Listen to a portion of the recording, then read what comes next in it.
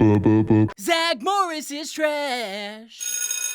Zack Morris is the writer-director of a bad student film. He's abusing his power and harassing his crew for fun. Slater politely thanks Belding for the new school camera. He tells them to be careful, because it took 2 years to save up for it. Zack lies and says it's in good hands. Zack's Alien Invader C movie is hot garbage, atrocious writing, laughable costumes. Not even Kelly can save it. Zack has no control over his actors, and Screech chips a tooth ad-libbing. Zack throws a hissy fit, unprofessional, and breaks the camera he swore he'd protect. Jessie is furious. She's student president, and a broken camera on her watch will shatter her reputation. Kelly suggests buying a replacement, but the gang is $1,100 short. Zack says they should do the responsible thing here and blame Jessie. Screech is reading a tabloid about a man getting abducted by bees. Zack says this shady paper will pay $1,500 for a picture of an alien. Enough for a new camera. This gives Zack a great idea. Jessie's wearing a disguise at school in anticipation of Zack framing her for property destruction. Zack blows her cover. Belding wants to know where the camera is. Zack pulls a new one out of his ass, bag, ass. Slater can't believe the tabloid bought Screech as an alien. A man in a cheap jacket says he has some questions for Zack. Zack says he must be from the newspaper. Yeah, sure, newspaper. He says if Zack can arrange a meeting with an alien, he'll pay $10,000. This gives Zack a greed boner. Zack wants a moment of privacy to discuss his greedy erection. Jessie says they already got lucky once. Why push it? Kelly says he'll never believe Screech is an alien. Zack says this rube will believe anything, then tells the sucker to get the money ready because the alien meeting is on. Lieutenant Thompson reports back to base. Screech got his tooth filled, and now his skull picks up radio stations. It's fun for a second, then never-ending misery. Zack tells Screech to go along with his intergalactic fraud, tempting him with all the life-changing things he can do with his share of the loot, a grand total of $1,600. Lieutenant Thompson tells Belding he's undercover from the Air Force investigating an alien seen by Zack Morris. Belding laughs, but still leaves him with Zack's huge file to cooperate. Screech comes in to drop off his dentist note. The lieutenant hears strange noises coming from his mouth and interrogates him, causing Screech to run for his life. Screech is nervous, but Zack tells him to relax. What could possibly go wrong tricking a stranger who showed no ID offering 5-figure cash to meet an alien? Then Zack has everybody's favorite magic waiter do some out-of-this-world tricks. Just kidding, they suck. Zack says this bad magic is a good start, but they need more bad magic. Harry Houdiner has some ideas. Zack breaks into school to put on a stupid magic show that's mostly just fog and Screech in his bad costume. Mr. Thompson's buying it until Screech's cheap getup falls apart. He hears the radio coming from Screech's mouth, recognizes him, and the jig is up. Mr. Thompson wants to know who these kids think they're fooling. Screech says he's not a kid, he's Zorch, then rips off his face mask to reveal an alien mask. Mr. Thompson says he knew he was actually an alien this whole time, while Zack smugly celebrates behind his back. He says once they get Zorch back to Washington, everyone's getting a medal. But when Zack mentions that 10 grand, he says we'll see. That's up to Uncle Sam. Because Mr. Thompson is in the Air Force, and he's taking this creature in for immediate dissection. Screech runs for his life for the second time that day. Screech is up late typing his will. Zack tells him to keep it down. And he'll have this whole dissection thing straightened out by tomorrow, probably, once he squares away those 10 G's. Screech says his prayers before bed, visibly annoying Zack as he talks to God about dying. Mr. Belding thinks the idea that Screech is an alien is preposterous. Mr. Thompson says Belding is just covering, and unless he wants to mess with the government, he better produce that alien by 3 o'clock. Belding is anxious, but Zack assures him this plan to save his friend's life is solid. Screech emerges from the locker Zack stuffed him in. Mr. Thompson says he's not falling for Screech's human mask again. Then Zack has everyone in school spook Mr. Thompson with very bad Screech masks to say they're all aliens. A plan that makes zero sense, because these masks look fake as hell, and Zack and Belding put theirs on in front of Mr. Thompson, and all they had to do was have Screech show Mr. Thompson the alien mask, which he does, which gets rid of him right away. So seriously, what the fuck was the point of all those masks? Zack says Mr. Thompson will be back in a minute, because he pickpocketed his car keys in case his 0-cents mask plan failed. Only Mr. Thompson doesn't come back. We never see him ever again, because the shame of returning to DC after being duped by a teenage sociopath was too much to handle, and he probably fucking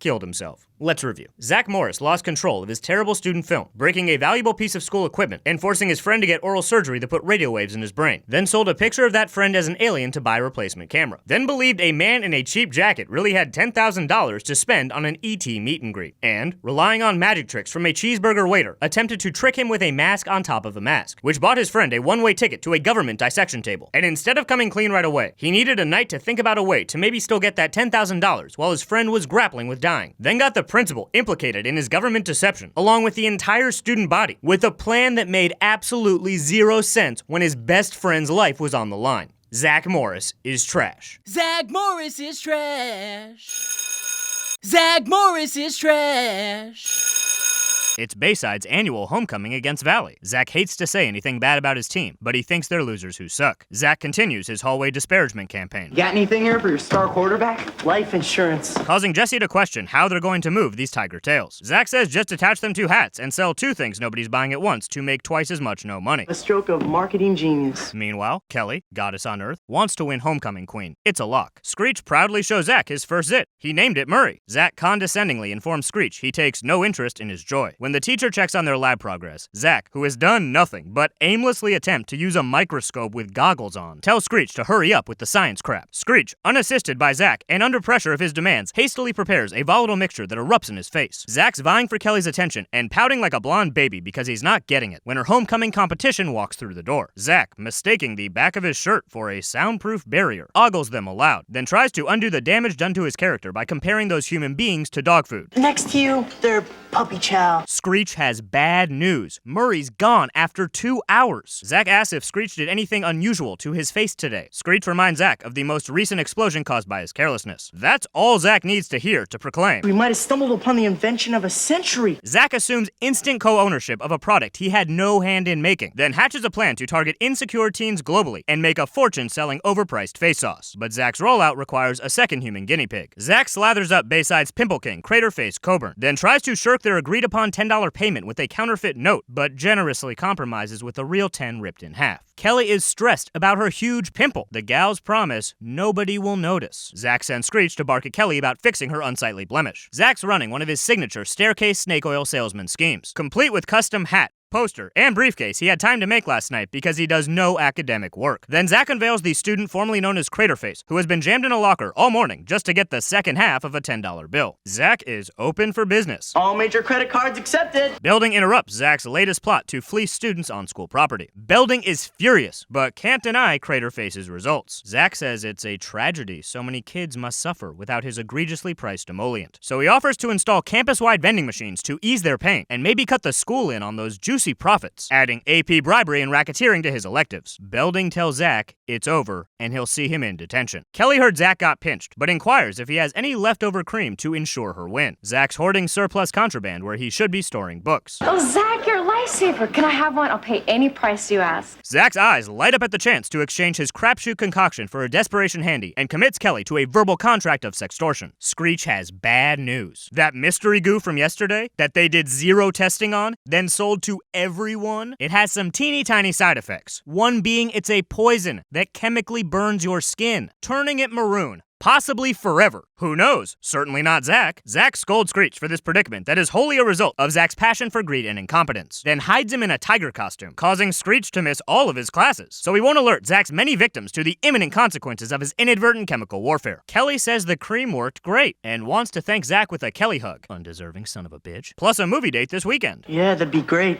Any place that's dark. Words every young lady dreams to hear. Zack's planning to flee the country to escape repercussions for his whoopsie-daisy mass disfiguration, when Screech reveals his face is normal again. The burn only lasts a day, but homecoming is tomorrow. Zack confesses to Kelly like a man. The zit off removes pimples, then it turns your face maroon, but it's only temporary, and a day later it goes away and you're fine. I knew you'd take it well. See ya. A man who is a coward. Then berates her for putting the face cream on her face. Boy, that was stupid. Then continues to chastise her for being foolish enough to ever use his toxic lotion potion. And so what if she's slightly less hot tomorrow? She'll still be a 7 to most guys, or a solid Morris 5.3. Kelly tells Zack to leave her alone. Forever. Clear word, Zack ignores it once to see if they're still on for that cinematic HJ this weekend. Kelly still wins homecoming queen because she is a goddess, and her horrific abrasions conveniently match the school's team color. And since most of the student body was affected by the outbreak, Kelly's marred mug became the face of the people. And Zack talked the other students into painting their faces maroon under the phony pretense of school spirit to avoid further punishment, causing Bayside to finally win because Valley was distracted they were playing against disease patients, or burn victims, or best case scenario, teenagers who just love racist theatrical makeup. And we never see Craterface ever again, because when his acne came back worse than before, he probably fucking killed himself. Let's review. Zack Morris's negligent lab behavior caused a chemical explosion that he spun into a predatory plan to get rich, literally overnight, after 0 clinical trials. Then bartered his untested and banned wares for sexual favors from a girl who only felt insecure about her guaranteed victory because of his multiple comments. And when the miracle cream he peddled turned out to cause potentially irreparable skin damage, he concealed the truth, wasting valuable time that could have been spent spent trying to find a cure to devise an international escape, then turned a chance to confess into a platform to victim shame, and didn't learn anything from any of it. Zack Morris is trash. Zack Morris is trash. This is Funnier Than ITV! And now, Yelling Man.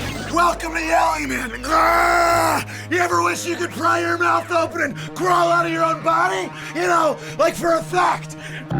Zack Morris is trash. It's report card time at Bayside. Jesse and Kelly's parents gave them gifts for their grades. Zach plans to bribe his parents into forgetting their disappointment with his incessant failure. Lisa's dad gave her the credit card to buy something nice, but she went bananas and spent $386. Zach kicks her while she's down. Her real friends offer real advice. Return the clothes. Only Lisa can't because they were on sale. Zach offers his time-tested strategy for shitty behavior. Enjoy it, then deny it. Lisa's actual friends offer actual advice. Tell your dad the truth. Zach says pay your mom to tell your dad and put it all on the card. The only plan in the room guaranteed to make all her problems worse at the same time. Kelly suggests paying her dad back. Zach says what about a $400 advance on her allowance? Continuing his hot streak of opposite solutions rooted in no accountability. Kelly says she can earn the money. Zach says this is a job for Zack Man, and Jesus Christ, does he just wear that all the time? What a dork. Zach asks Lisa if she's ready to make some real stacks all day long. How? Hey, Lisa, just sit down, look pretty, and trust me. Historically speaking, nothing good has ever happened after a man says those words. Zach begins his classroom prostitution empire. He tells the teacher to write some bullshit on the board. Any bullshit. Then greenlights Lisa's first horny client. Lisa just made $1 whole. Only 385 more scarring sexual setups to go before her debt is paid, and she can start using those kissing bucks to pay her extensive therapy bills. Zach charged a whopping $9 for 2 greasy nerds to double team her, sending a clear message you can exponentially increase revenue the grosser you go. Belding has an announcement about the annual charity drive, but first, time for an earthquake drill. Screech, emboldened by the many tickets Zach sold him, harasses Lisa when they should be preparing to survive a life or death scenario. Lisa can't believe Zach would do this without talking to her. I feel so cheap. Lisa, you're not cheap. Made $36. Zach's already scumbagging at a 12th grade level. But Zach's not done selling Lisa out to perverts. He says if she wants to make that proper bread, she'll need to ditch the clothes. And a great first step is selling the stuff she wears. Zach has Screech rig every locker with her worn garments, and kicks things off at maximum creepacity by selling this teenager's lingerie to her most persistent, unwanted admirer for $2. Screech leaves to smelsterbate. Zach slings shoes, wigs, anything you can use to jack and sniff. But when Belding almost discovers his stinky sale, Zach has Slater distract him by saying he wants to wear women's clothing. Now Slater's cutting class to lie about his non-existent gender identity issues. Zach's debased auction continues by parading Kelly in swimwear. When this unsurprisingly attracts a horde of degenerates, Zach says he'll be buying it himself because he's a gentleman and the only guy allowed to strap that thing to his face like a snorkel. Belding gets a call, interrupting Zach's orchestrated sham convo, and catches Zach red-handed. Zach rats on Lisa under no pressure, but Belding misunderstands and thinks Lisa's donating these threads. Zach takes no responsibility and gives away all of Lisa's valuable stuff. Zach says they only made $53 selling boots to sickos, so Lisa had to do something more degrading than getting sex trafficked and selling her underpants for 75 cents. Work a real job. Lisa's tables are not tipping well and don't respect her because they paid to violate her hours ago and now know what her feet smell like. Zach tells her to stop being lazy and go get that loot. Unable to gain control of her rude customers, Lisa quits. Slater, a true friend, leads the gang to work together to help her. Looks like Lisa will be able to pay her dad back, as long as Zach sells all those clothes. Yeah, about that. Zach says Belding thought they were donations and he couldn't tell him the truth. He's allergic to it. But Zach's already scheming a way to undonate the clothes to charity. Lisa does not agree to Zach's plan to rob the needy and says she will finally confess. Zach tries to talk her out of this madness. Lisa thanks Zach for the fun day of sex work and losing all her belongings, but she is retiring from the game. Lisa tells her dad everything. He says, okay, sucks, but we're rich, so who cares? Let's go hit Sizzler. Only Lisa can't hit Sizzler because she is mentally replaying her heinous day, as she will surely do for many years to come. She says she earned $153. Here it is, minus the cut she gave her other daddy. And Jesse and Zach deliver some last-minute dough. Zach had Screech sell his body to science. He'll put anyone on any corner. It does not matter to Zach. Then he does some awful prop comedy. Does he just carry that around? What a dork. Let's review. Zack Morris saw his friend in trouble and did nothing but put her down and offer ways to make it worse. Then, without any discussion, sex trafficked her all over school, $1 at a time, and sold her worn apparel to known deviants. And when he got caught, gave everything away. The antithesis of what he promised to do. Then put her down again when she tried to do things the honest way in a work environment made untenable by his wanton dehumanization. Then planned to steal back charitable donations and did everything in his power to keep this innocent girl from doing what she should have just done in the first place, leaving her traumatized for life. Zack Morris is trash. Zack Morris is trash. Relax. There's more Funny or Die TV next. And now, Conversations with Pigeon Man. That's two trying to fight over, and it's on Halloween. Okay, and these are dancing, and they're fighting over each other's. And that's two gnomes high-fiving. You are insane. Insane in the membrane, maybe. Zack Morris is trash. Zack hates his teacher, Mr. Dickerson. The jerk actually wants to teach him stuff. Tomorrow's their midterm, and it's a doozy. Zack interrupts the review to crack a lame joke. The class trip is coming up. Taking the students on this annual adventure is the highlight of Belding's year. Milton wants to visit Pennsylvania. Zack calls him fat and pokes his belly. Lisa suggests Hawaii, but it's too expensive. Zack volunteers to go alone. Jessie proposes political activist tourism. Zack tells her to can it. Zack's blonde belligerence is making discussion impossible, so Belding will decide. But they need to pass their midterms to go. Zack announces Dickerson is almost 5 minutes late to the midterm. You know what that means. Everyone can leave in 10, 9, 8, 7, 6. 5-minute rule, eh, Morris?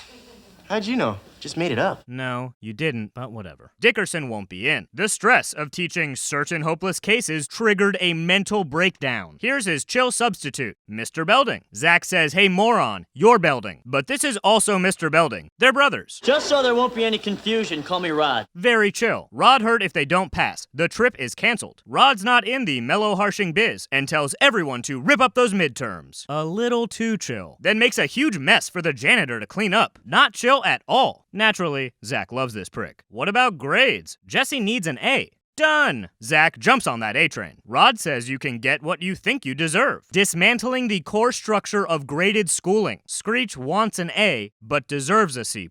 Zack calls him an idiot for displaying honest character. Belding interrupts Rod's paper plane lecture to say they're going to Yosemite. As soon as he leaves, Rod talks shit about his brother. Then hosts a Dodgers viewing party in his office during school, disrespecting his brother all over the room. Zack thinks it must be his goddamn birthday. Zack and Screech are pumped about Yosemite. Rod says his trip was way cooler. They went whitewater rafting. A bunch of kids unnecessarily risking injury and death before college. Totally better than stupid-ass Yosemite. Zack says boring bald Belding would never take them rafting, but bastard blonde Belding would. Zack sells the gang on rafting. Jessie says they agreed on Yosemite with real Belding. Zack says so what? We'll just go break his heart. Belding is thrilled to show his treasured students the itinerary he's been working hard on. They're going to observe deer at dawn. That's so sweet. I think I'm gonna cry.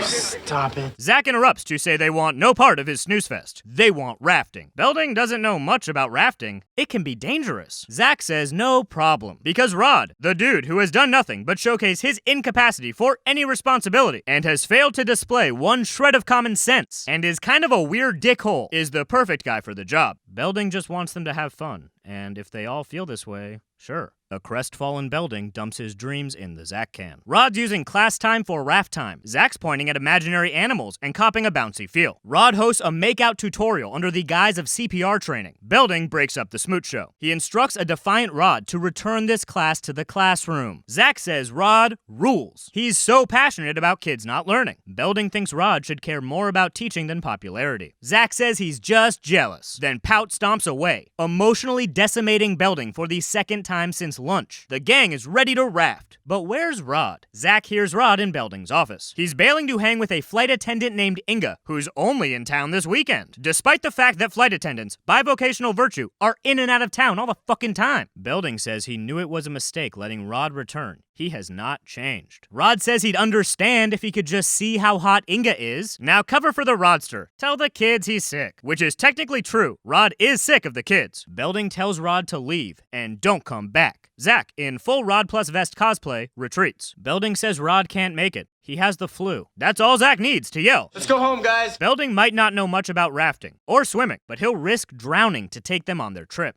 Zack wants to know why Belding didn't tell the truth. Rod's banging a smoke show stewardess with a cool name. What a legend. The gang would have loved it. Classic Rod. Then Zack decides he'll finally be nice to this selfless mentor now that he has an exciting vacation to offer. Let's review. Zack Morris, disgusted by an educator trying to educate him, drove a teacher insane with his unwinnable future, just to embrace a sham substitute who made a mockery of academics. Then, after Zack made deciding on a trip impossible with his hostile badgering, callously snubbed his most patient ally after he made a well-thought-out decision, just to put the mortal fate of his classmates in the dodgy hands of a man he personally witnessed was incapable of any substantial obligation, and who, for an adult, displayed an alarming need to impress children, then only retracted his scathing dismissals of his dedicated principal when it meant a free trip that he did not even earn because he was never gonna pass that midterm. Zack Morris is trash. Zack Morris is trash.